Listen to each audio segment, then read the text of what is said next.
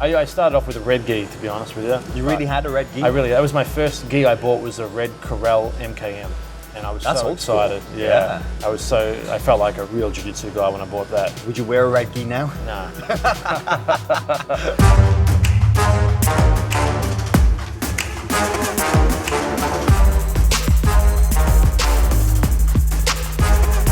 Hi, I'm Howell T. Welcome to the mat. Everybody's got dirty laundry. Jiu-jitsu practitioners, a lot more than most. One guy who's full of stories is today's guest, Australian black belt, Kit Dale. Every day is laundry day when you're a die-hard grappler. It doesn't matter if your belt is black or white. You can't put in your time on the mat unless you put in your time in the mat.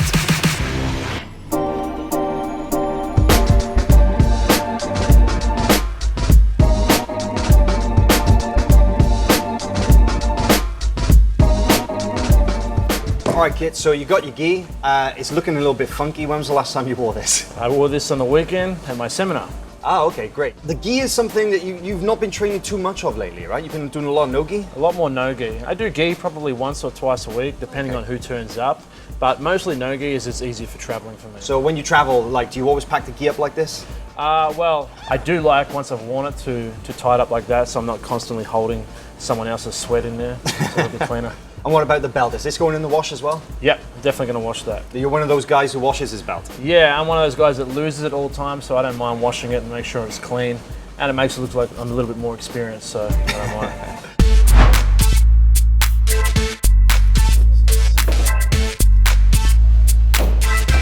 I was competing at the Abu Dhabi qualifiers, and I was in the final round, and I was walking out and I felt like I had a bit of a stomach ache where you have a little bit of gas. So I thought I'm gonna try and squeeze it out silently as I walk. And then as I did, I realized it wasn't gas. And I had a white gi and I'm just thinking, oh no, it's not gonna happen to me. So I kind of sucked it back in really quickly. And I went out for the first minute, he did whatever he wanted. He threw me down, he went for an armbar as well on me, and I was just the whole time I was just tensing my stomach.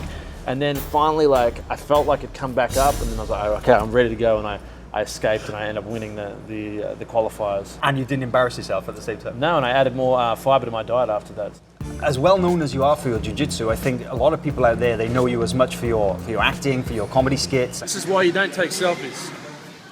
Hold him. Hold his legs lower.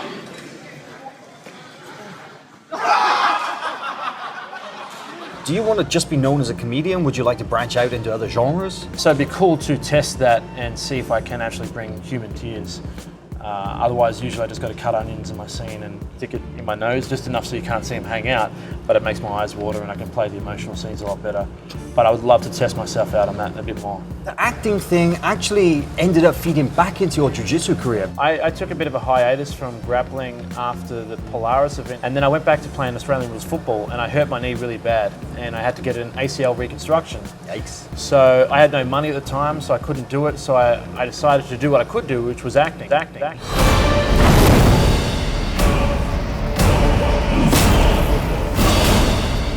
One thing led to another. I ended up getting a third billing role, which is the third biggest character in a feature film. It's called Iron Sky: The Coming Race. That's the sequel, right? That's the sequel, yeah. The one thing I do like about acting is I feel like it has no limit. I feel like the more you learn about acting, the more you learn about life itself. Sieg Heil, Mutterfickers!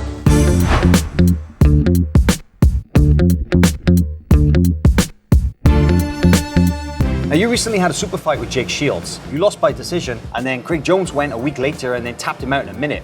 Does that mean Craig Jones is better than you? All right, I'm done, mate. I'm out of here. Craig is amazing, and especially with the no-gi submission-only style is his specialty. So I did have the pleasure of competing against Shields the week before, so I could tell where both of them are at, comparing them both, and I had a good feeling Craig was going to do very well if he played his game. But Craig's crap. If you're watching this, Craig, you're a loser, man. I've had difficulty in the past really kind of identifying what your style of jiu-jitsu is. Well, yeah, my jiu-jitsu is I would say completely conceptual. So I don't like to go through techniques The idea of techniques to me is to create a pattern or a repetition which makes you predictable. I want to try and free myself from being predictable and telegraphing anything, because I don't even know what I'm going to do. It's like improv.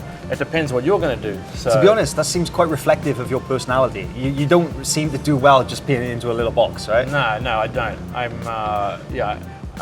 never I'm into acting, but I don't like theatre. I find it boring and repetitive. I like improv stuff. I like comedy where you can see it's not scripted, where they just go back and forth. So to shake it up works really well with my personality. So what I do first, Hal, is I make sure that they're fresh. So I give them a smell. Oh, that's good. That's good. Don't worry, there's some in here for you to try if you want to. No, thank you. I'll pass. All right, Kit.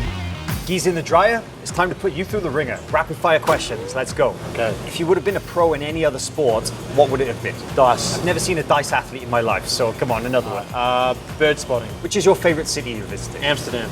Country you would most like to visit you've never been to? Norway. What do you like to listen to get pumped up before a match? I don't listen to music, actually, to be honest. I used to listen to it, but I don't want to be pumped up now. I actually just want to be relaxed and calm. Your most memorable competition moment, good or bad? Bad, when I almost shit myself.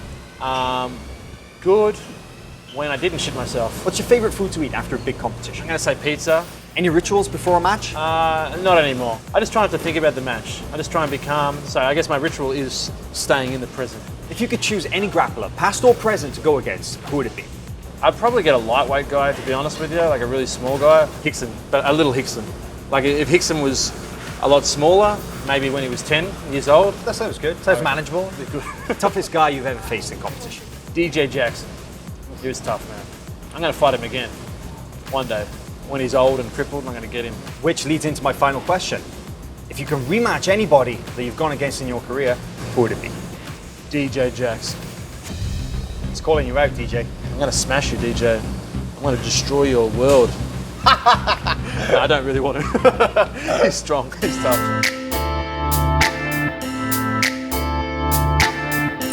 Well, this is something that has taken me years to perfect. So what I do is I flatten it out as much as I can, and it should look like there's a guy wearing the gi, a very flat guy, obviously. Careful with this part. What I want to do is I want to come basically into the center line, as you can see there, and then I come back here, straight down there. As you can see, there's a very sharp angle on the edge there. And of it's course, beautiful. got the Aussie flag. And the Aussie flag. I'm going to move this in a little bit. This isn't going to go as far. There's going to be about an inch gap here.